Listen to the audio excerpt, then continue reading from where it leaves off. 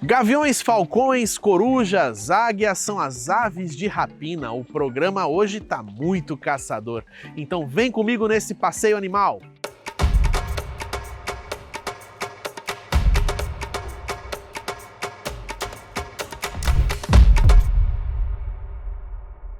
Mais um passeio animal falando de aves, só que dessa vez as aves de rapina, que ficam nesse recinto logo na entrada do Parque da Bica. Quem está aqui para conversar com a gente mais uma vez é Tiago. Tiago, obrigado por receber a gente aqui na Bica mais uma vez. E esse recinto aqui é bem legal porque a gente tem muitas aves e muitas raças, espécies diferentes, né? Exatamente, o grupo dos rapinantes, né, ele comporta falcões, gaviões, águias, e aqui a gente tem eles divididos, né, alguns recintos vocês vão perceber que estão espécies específicas lá, né, todos são da mesma espécie, e alguns recintos a gente tem também uma espécie de consórcio, onde a gente tem algumas espécies que coabitam também no ambiente natural. Aqui a gente já começa falando das corujas, né, logo no primeiro recinto que a gente tem, temos as corujas orelhudas. Me fala um pouquinho dessas corujinhas aí que são esses animais que são muito bonitos, que elas têm uma característica diferente da coruja buraqueira que a gente geralmente vê, que é aquela cabeça redondinha. Essa aqui tem realmente aquele puxadinho do olho e tudo mais. Fala um pouquinho dela pra gente. Exatamente, a coruja orelhuda, né, que ganha esse nome exatamente porque ela tem penas em destaque, como fazendo um papel de orelha. É interessante porque as pessoas associam a coruja a uma ótima visão. Esse tempo que tem aquele olhão esbugalhado e tudo mais. Mas, na verdade, a coruja ela é muito boa em audição. Não por causa dessas orelhinhas que a gente está vendo saindo da cabecinha delas, mas porque ela tem os ouvidos dela, o ouvido médio e o ouvido interno, são muito adaptados para captação de som. E é por isso que as corujas têm esse olho tão aberto. Porque, na verdade, essa região inteira do rosto dela é para captar o som e levar até o ouvido. Então as corujas conseguem captar o som, são animais noturnos, né, na sua maioria. A buraqueira que foi citada é uma das poucas corujas diurnas, né, que a gente tem, mas essa daqui, a orelhuda, é um animal noturno, e sendo um animal noturno, tendo que andar na mata às escuras ou só sobre a luz da lua, elas tiveram que adaptar muito bem a sua audição para conseguir achar suas presas. Esses animais aqui, gente, são animais que são carnívoros, o que a gente chama de estritamente carnívoros. Então a alimentação dela é 100% baseada em carne. Mesmo quando esse animal nasce, saiu do ovo, a mãe dela vai dar carne para ela. Não vai dar leite. Isso vai acontecer com todos os animais aqui nessa região dos rapinantes? Com quase todos, com exceção dos carcarás. Mas todos os outros que a gente vai encontrar aqui na Bica, eles são estritamente carnívoros. Isso é muito importante, é um alerta que a gente faz à população, porque quando você acha um ninho da buraqueira, quando você acha um ninho de coruja, um ninho de gavião, e vê aquele animal indefeso lá, o filhote, e quer ajudar de alguma forma, infelizmente as pessoas associam a mamíferos e vão lá tentar dar leite a esse animal. Então a gente tem que lembrar que esses animais não são mamíferos, então o leite não faz parte da dieta dele em nenhuma fase da vida. E por serem estritamente carnívoros, também não adianta dar papinha de fruta, não adianta dar papinha de psitacídeo, não adianta dar nenhum tipo de papa feita em casa. Você precisa dar carne. Exatamente. Esse animal tem que ser encaminhado ao órgão competente, ao órgão ambiental aqui, o IBAMA ou a Polícia Ambiental, para que lá eles tenham a dieta adequada. Então são animais que têm necessidades muito específicas. No caso dessa coruja orelhuda, aonde que ela aparece mais? A gente tem uma incidência dela aqui no Nordeste, aqui em João Pessoa, aqui na Paraíba, aliás? Exatamente, nós somos privilegiados. Esse animal ele faz parte da Mata Atlântica, né? Uma das espécies que ocorrem na Mata Atlântica. Aqui em João Pessoa a gente tinha esse animal em maior quantidade, né? Infelizmente a gente consegue perceber uma diminuição da presença desse animal, mas ele ainda existe, inclusive na nossa orla. Então quem vai ali no litoral do Bessa, Manaíra, quem pega aquela parte do Cabo Branco com a mata, eles conseguem visualizar esses animais. Obviamente, se tratando de um animal noturno, a visualização é a partir das 8, 9 horas da noite. Aqui, logo depois da coruja orelhuda, a gente tem alguns gaviões, é isso? Gavião caranguejeiro, curucuturi e o gavião caboclo. São 3 espécies de gaviões ou o curucuturi é outra coisa? Então, aqui a gente tem gavião, gavião, falcão. Então, dentro desse grupo de gaviões, né, que tem esse bico adunculado, forte, que rasga lá, dilacera a carne, nesse grupo, que já é um grupo de animais velozes, que voam muito bem, que são caçadores ativos, predadores de topo, a gente tem os falcões, que englobam todas essas características, porém tem mais velocidade que os outros. Então, no grupo dos falcões estão os animais como o falcão peregrino, que é o animal que tem a maior velocidade em voo de todos os animais, né, do nosso reino animal. Então são animais que atingem mais de 250 quilômetros em voo. Nossa. E aí desenvolveu a habilidade de caçar no ar. Se você olha um gavião, o gavião ele caça no chão. Ele voa, obviamente, para localizar suas presas, mas a caça em si é no chão, é numa árvore. O falcão não, o falcão ele caça durante o voo. Então, se tiver outra ave em voo, ele vai lá e pega esse animal. E capta aquilo. Exatamente. Essa é a principal diferença entre falcões e gaviões? Exatamente, é uma questão aerodinâmica. Anatomicamente, os falcões eles têm uma aerodinamicidade muito melhor. Ele tem algumas vértebras fundidas de forma que garante que ele tem uma maior facilidade de perfurar o ar. E essa velocidade toda dá características diferentes, como as asas são menores, porque aí o animal precisa ter uma agilidade de mudança de direção. Vai ter uma mobilidade maior. Exatamente. Controle de cauda, a cauda dele se locomove de uma forma com maior facilidade do que as águias e os gaviões, porque ele vai ter uma mudança de direção muito mais rápida também. E além disso, eles são animais, como eu disse, apesar da velocidade é muito rápida e tem uma ótima visão também. Os que a gente tem aqui, o curucuturi, então, é um falcão, que tem todas essas características que você está dizendo, e o gavião caranguejeiro e o gavião caboclo são animais que já têm essas outras características que você estava falando antes. É um pouco mais lento, mas ainda é muito rápido, mas caça no chão, caça nas árvores. O gavião caranguejeiro e o gavião caboclo, quais as principais diferenças que a gente vê neles? Isso é muito interessante, que você vai ver em alguns gaviões, no seu próprio nome, a definição da alimentação. Então a gente tem gavião carrapateiro, aí, obviamente é aquele gavião que quem vai para o sertão vê ele lá em cima das vacas, próximo às vacas. Comendo carrapato. O carrapato mesmo dos animais. Então o gavião caranguejeiro, assim como o gavião caramujeiro, são animais de mangue. Então eles têm essa facilidade de, inclusive, comer caranguejo. Eles têm um bico próprio para quebrar esse caranguejo muito mais fácil. Eles têm um formato de bico com design um pouco diferente dos outros, que ajuda na hora da fixação dessas patas para triturar esse alimento e conseguir fazer esse consumo. E além disso, ele tem um esôfago mais, digamos que resistente à abrasão, porque ele está ingerindo uma quantidade muito grande de exoesqueleto, que é o que está presente nos caranguejos, guaiamuns, siris, que ele também faz a ingestão. Lógico que ele não come só isso. Mas uma das características é que dentro do grupo dos gaviões, dos rapinantes no geral, ele é um que tem maior facilidade de comer caranguejo, por exemplo. O gavião caboclo já é um animal que ele atinge tanto a nossa região de Mata Atlântica que vai até a Caatinga. Então quem está ali na região do interior da Paraíba também visualiza esse animal. São animais de portes maiores e aí já predam presas maiores também, já faz parte da sua dieta animais de médio porte. Então, infelizmente, ocorre incidente com esse animal até com gatos domésticos, né? Esse animal tem risco de estar na redondeza e pegar um filhote e acabar predando um filhote de gato. São predadores, né? Então, quando estão principalmente na fase reprodutiva e que a fêmea está chocando o seu ninho, o macho ele faz de tudo para trazer alimento para ela. Então, nessa hora ele expande os horizontes de caça. Falando em ninho, a gente tem um ninho ali do lado que tem uma característica interessante, você estava falando pra gente, né? A gente vai conhecer esse ninho já. Vem comigo.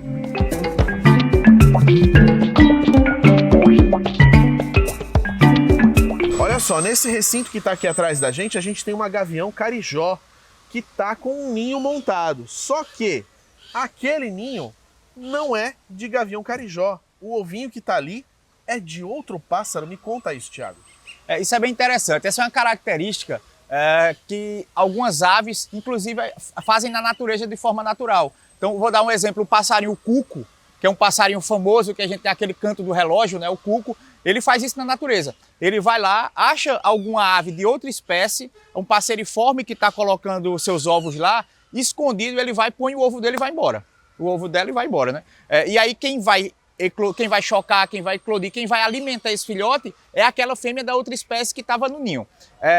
A gente faz isso também de forma, aqui no zoológico, de forma artificial, que é, a gente procura fêmeas que são ótimas mães. Então, por exemplo, a Carlinha, o gavião carijó que está aqui, ela é uma ótima mãe no sentido de que ela cuida do ninho até o fim, só que ela é uma fêmea que não está pareada.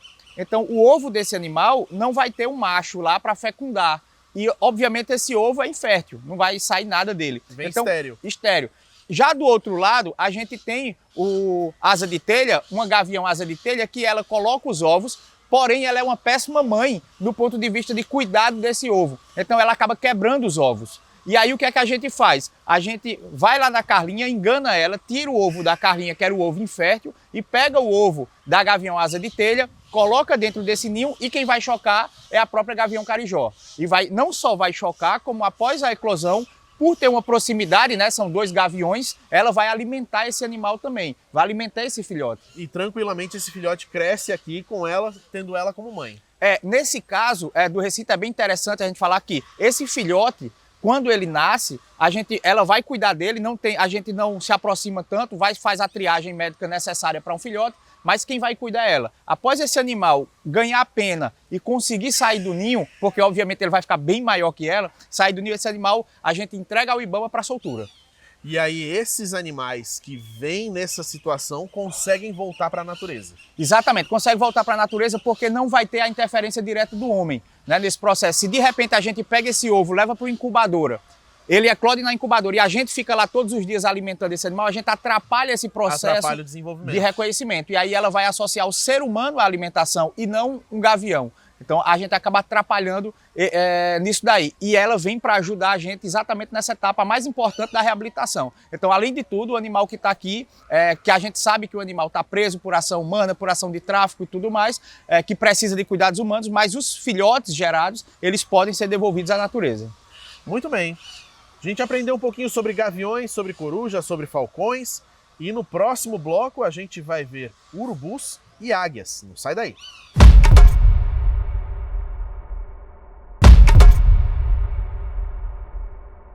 Passeio Animal de volta e a gente agora vai falar sobre urubus, vai falar sobre carcarás e vai falar sobre águias. A gente vai começar com o urubu, que é um rapinante, mas ao mesmo tempo não é bem um rapinante assim, porque acaba sendo uma ave muito oportunista, mais do que caçadora, né?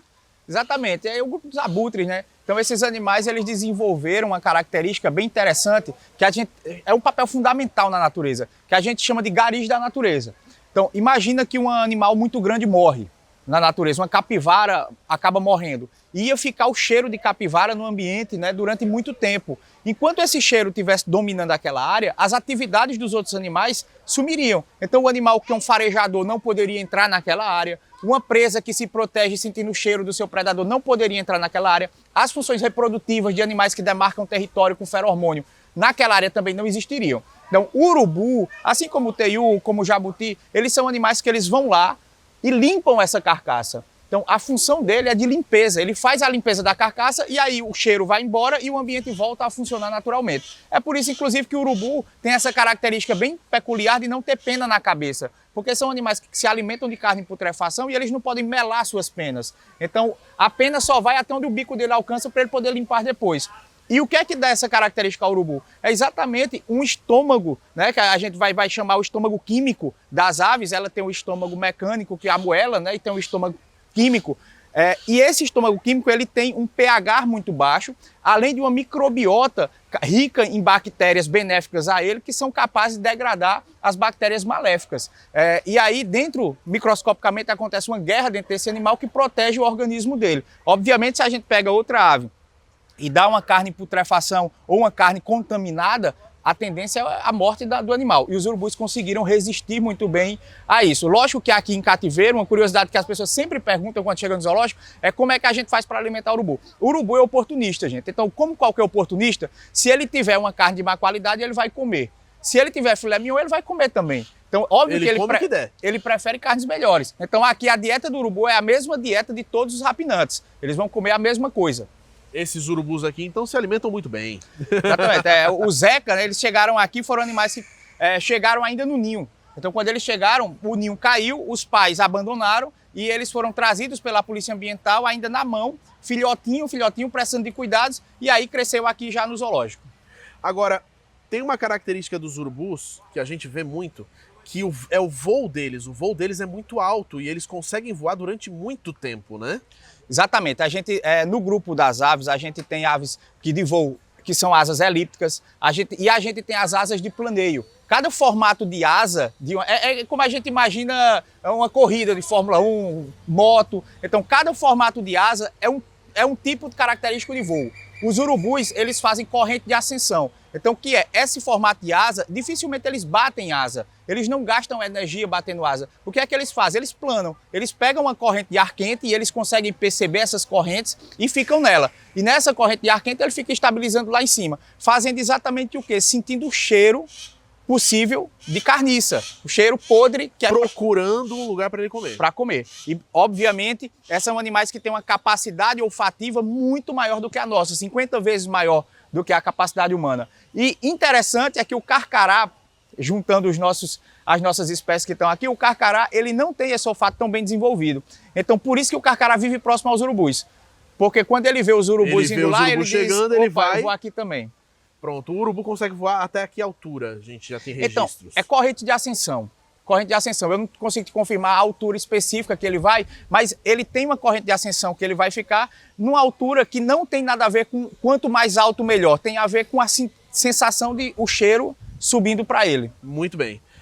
Falando do urubu, vamos falar do carcará. O carcará você estava explicando para a gente agora, Thiago, que é um animal que ele come de tudo, é oportunista também como o urubu, mas que por viver na Caatinga acabou se adaptando também a uma série de demandas que essa Caatinga acaba oferecendo, né?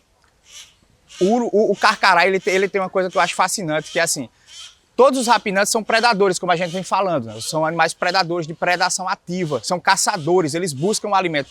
O carcará descobriu que na região que ele vive, ele pode achar outros artifícios. Então são animais que começaram a diminuir sua alimentação, como por exemplo, predar artrópodes, predar inseto, predar minhoca.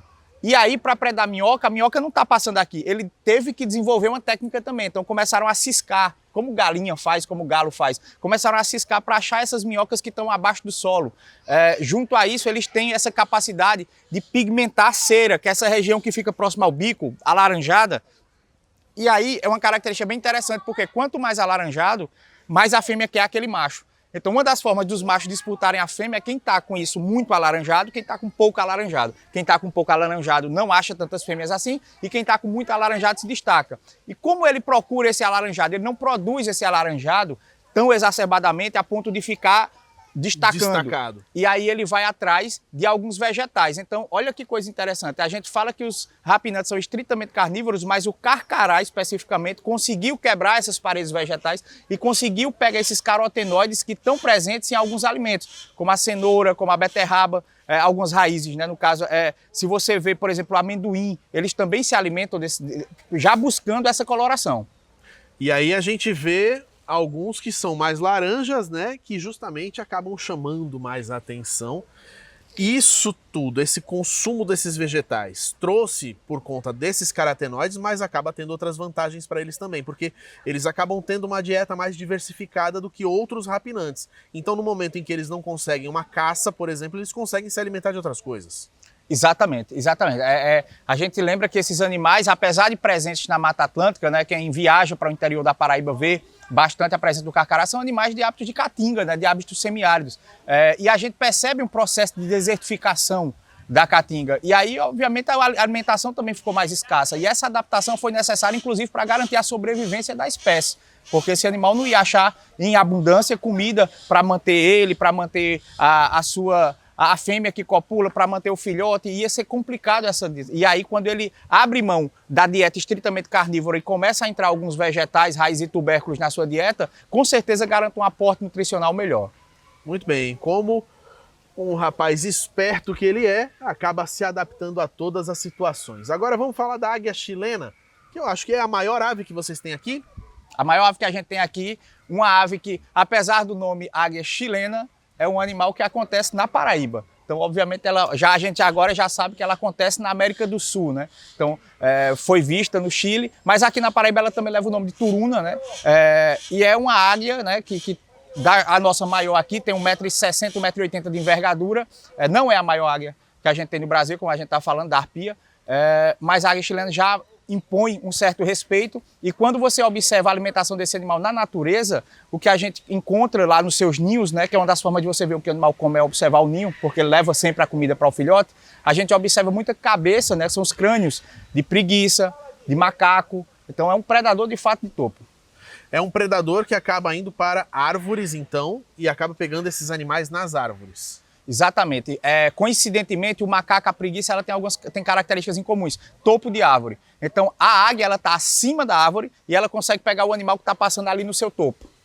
Quais são as características principais dela? A gente vê que ela é uma águia cinzenta, com a barriga branca, muito bonito, um animal muito bonito, mas a característica de caça dela é essa. Mas reprodução, ela se reproduz muito, tem quantos ovos? Então, a águia chilena é bem interessante, porque uma curiosidade é que, diferente da maioria dos humanos, onde a gente tem o macho maior do que a fêmea, nas águias chilenas é o contrário, tá?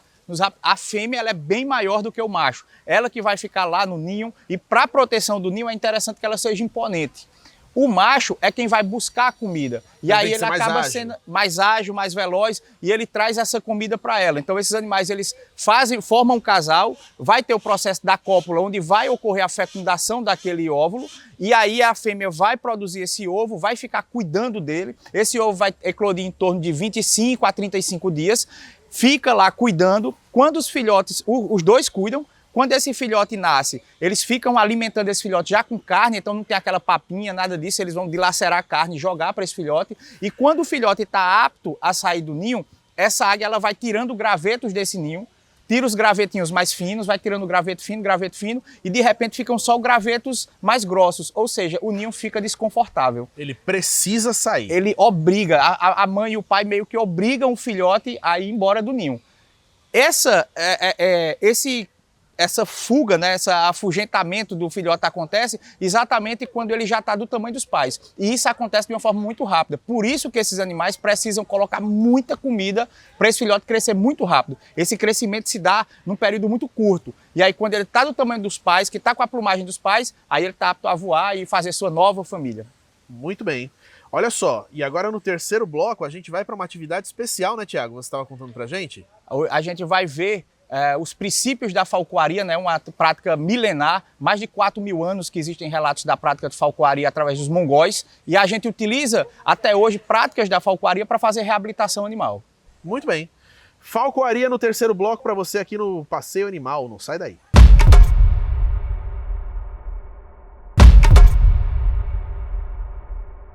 Tiago, no que consiste esse treinamento?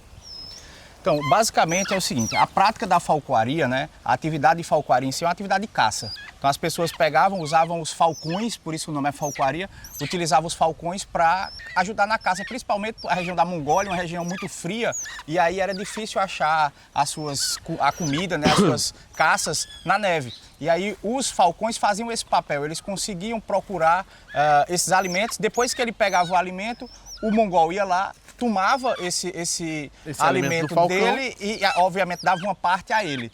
E aí o que se faz hoje é o seguinte, a gente usa as práticas da falcoaria com gavião, com águia, com coruja, às vezes com urubu também, então para treinar esses animais. E aí são as práticas que são as práticas de sensibilização, a prática de contato com a luva, a prática de manter o animal num peso onde ele consiga exercer sua atividade de voo muito bem, que o animal não tenha características sedentárias. Então essas práticas da falcoaria são utilizadas. Então o que a gente faz aqui na verdade não é falcoaria, é utilizar uma prática da falcoaria e adaptar para a reabilitação animal. Aqui no caso o espírito ele é utilizado para a parte de educação ambiental, então ele não é utilizado para caça, para controle de pragas e nada disso, mas são práticas, digamos assim, princípios da falcoaria. Alguns animais que passam por esse treinamento podem voltar para a natureza ou é algo que já não é mais considerado mesmo? Então, a falcoaria ela pode ser utilizada. Aqui vocês estão vendo um animal apto para a educação ambiental, mas a gente pode adaptar a prática da falcoaria para o animal que vai voltar para a natureza. E aí a gente faz, utilizando as práticas, a atividade de caça. E aí esse animal está apto a voltar para a natureza porque ele começa a ser um ótimo caçador. Então a gente pode ensinar um filhote que chegou na nossa mão a caçar, por exemplo. A gente olha para um gaviãozinho desses, imagina o que ele conseguiria caçar na natureza. Quais são os animais que ele caça? Então, vai desde pequenos invertebrados, ele começa a ter invertebrados um pouco maiores e vertebrados. Então, controle de serpente, controle de lagartos, controle de passeriformes, para quem vive em João Pessoa, com certeza já viu um bichinho desse brigando com bem-te-vi, por exemplo. Com certeza. Então, ele também controla ninho de pombo, ninho de pardal, por exemplo, que são pragas aqui na nossa região, e pequenos roedores também. Então, aquele camundongo, aquele ratinho que podia levar doença à nossa casa, por exemplo, eles também são controladores. Protege, ele controla. No que consiste esse treinamento? Você falou que tem a prática da luva, tem várias práticas, né? Mas aí o objetivo é ensinar essa ave a voltar a caçar. Bom, depende também de qual é o propósito, né? Num caso como esse dele é para educação ambiental. Mas também pode ser ensinado a caçar, também pode ser ensinado outras práticas. Inclusive a reabilitação de voo, né? Então, alguns animais, por exemplo, imagina um animal fraturou uma asa, ele não vai poder ficar voando. E aí, quando ele sai desse processo de fratura, que já está consolidada, ele é um animal que ele tem dificuldade para ganhar o tônus muscular. E esse tipo de atividade garante isso. Antes da gente soltar o animal, a gente garante que ele tenha voos livres, controlados. Ou seja, já é uma forma até de fisioterapia para eles. Exatamente, exatamente. A gente consegue fazer, de fato, uma fisioterapia. Vamos ver ele voando mais um pouquinho?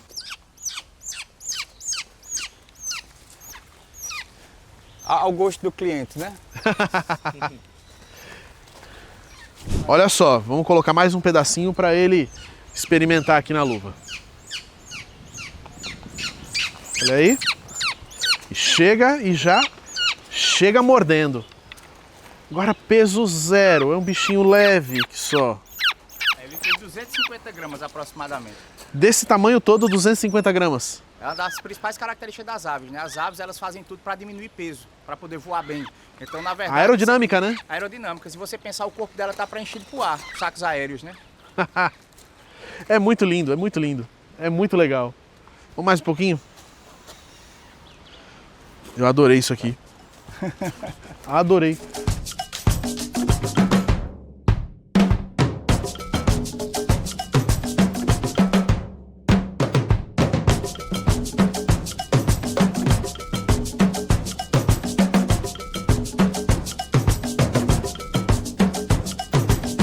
Tá aqui, a gente vai se despedindo agora com o Spiro fazendo o treinamento dele e a gente ficando por aqui no passeio animal. E aí, Spiro, vai continuar caçando franguinho por aí?